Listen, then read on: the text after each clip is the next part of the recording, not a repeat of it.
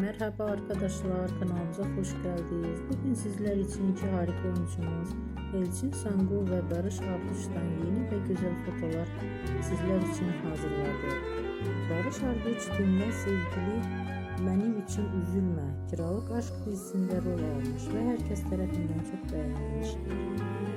Biz de sizler için onların güzel ve romantik karelerini hazırladık.